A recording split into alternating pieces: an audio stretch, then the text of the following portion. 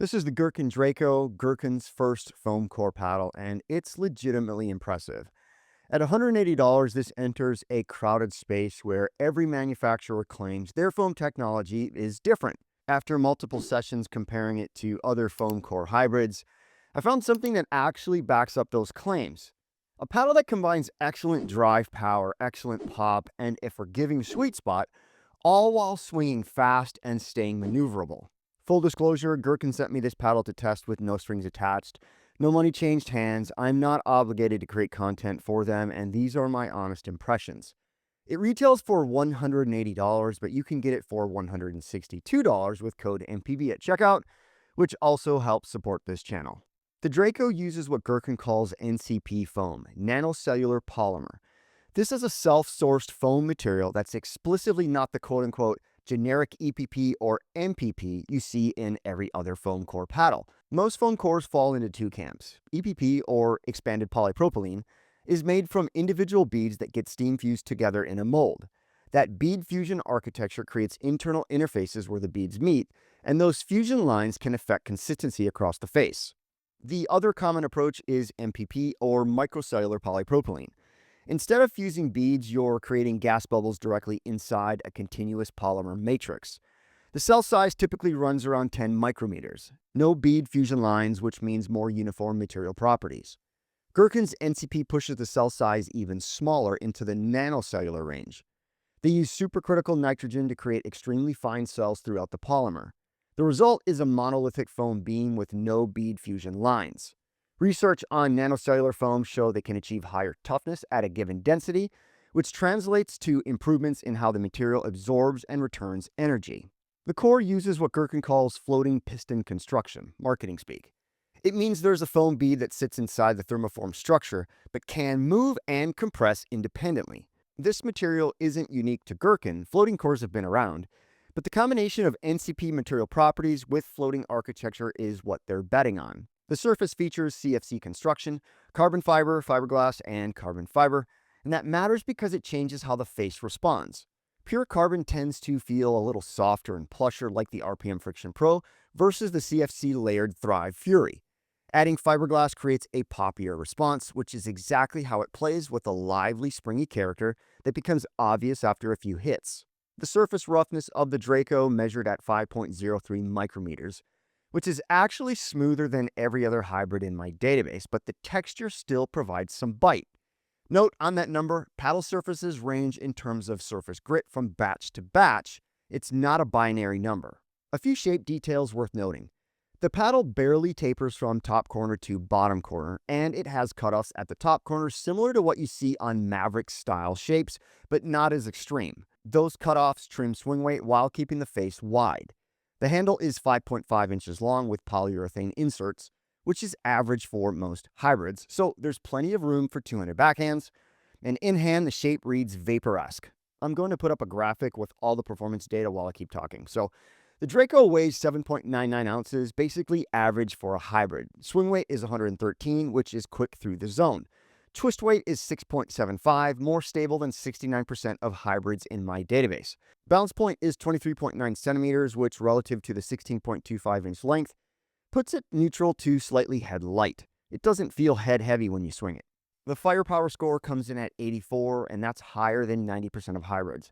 That's a composite of serve speed and punch volley speed, and it tells you that this paddle has real offensive output. The control score is 67, about average for hybrids.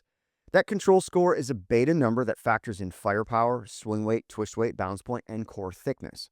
The fact that it's 67 despite an 84 firepower score tells you this paddle stays manageable despite the high output. The first session, the power was immediately apparent. Drives from the baseline were carrying serious pace. The ball came off with good velocity. But what really stood out was the pop. Blocks and counters were firing back. I had multiple moments where simple transition zone resets came from what felt like holding the paddle out.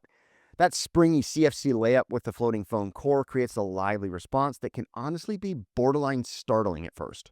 Now, here's where I need to be straight with you. This is not the easiest paddle to control. Passive blocks and casual returns can fly long if you're not paying attention. The paddle has enough output that just hold it there doesn't always work. The ball can still sail out without much of a swing. If you play tight-handed, you might struggle here. If you're used to paddles that have that plush, dwell heavy feel where the paddle does some of the slowing down for you, this doesn't play like that. The Draco requires more restraint and awareness. That said, when you're playing actively and with intent, the touch is there. You could shape drops, place dinks, and control resets effectively. The key is that you need to be engaged. This isn't a paddle that lets you play passively and still get away with it. It's solidly in the power tier. The sound signature is interesting. It's springy with a bit of hollowness, but it's still less hollow than the boomstick, a touch more hollow and slightly softer than the Loco. There's a break-in period where the paddle softens slightly, and after that, it settles into a consistent feel profile. It sits near the boundary between stiff hollow and softer. Spin was solid and easy to shape. It's about average for hybrids, but in play, the ball felt easy to shape on drives and drips. That's coming from dwell and stability more than pure surface roughness, which makes sense given the low roughness number. Stability was a clear strength. The sweet spot is large and forgiving, especially laterally. Off-center hits weren't dying or sending balls offline. I'd counter towards the edge, and instead of the paddle twisting or the ball losing pace, I'd still get reasonable output and direction.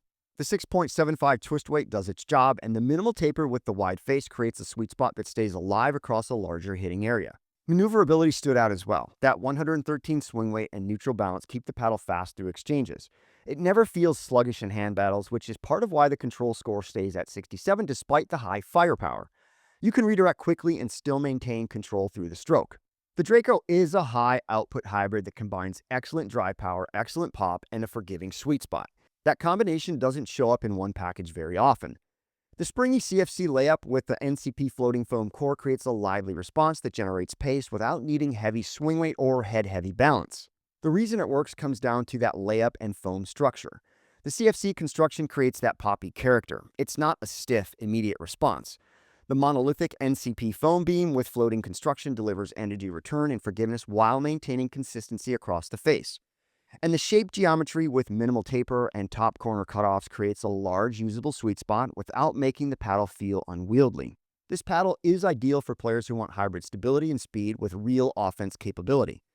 If you're driving aggressively from the baseline, attacking through the transition zone, and playing quick hands at the net, the Draco gives you the tools for that style.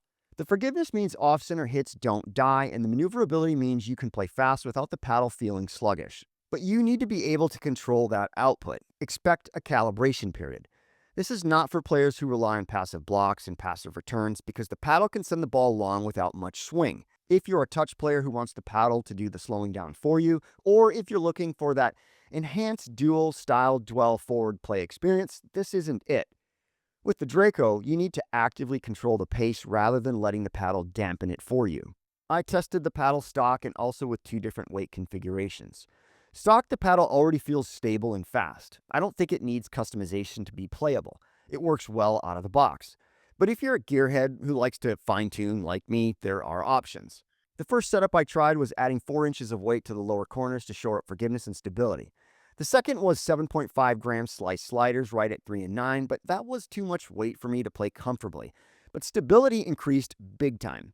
Both worked well, but again, these are optional customization, not required fixes. At $162 with code MPB, the Draco competes directly with well-established hybrid power paddles in the $150 to $200 range. Compared to the Thrive Fury, it has similar power output, but with that poppier CFC character instead of a stiffer feel. Against the Loco, the Draco is slightly softer and a touch more hollow while still delivering comparable output.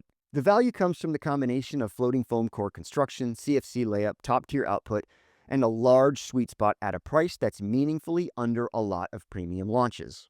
So that's it. That's the Gherkin Draco review. It's a high-output hybrid with excellent drive power, excellent pop, and a forgiving sweet spot that swings fast and stays maneuverable.